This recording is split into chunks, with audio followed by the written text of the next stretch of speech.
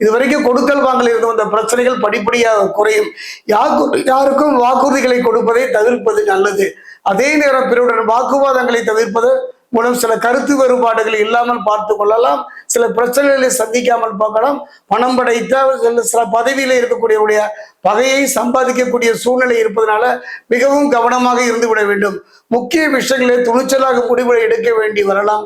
கவனமாக ஒரு அடி எடுத்து வைத்தாலும் நிதானமாக எடுத்து வையுங்கள்.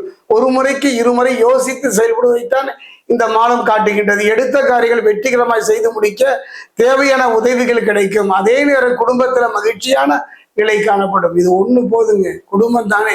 ஒரு மனிதனுடைய வாழ்க்கையில் எத்தனையோ போராட்டங்களை வெளியே சந்தித்தாலும் இல்லறம் நல்லறமாக அமைய வேண்டும் அல்லவா? கவலையே பட வேண்டாம்.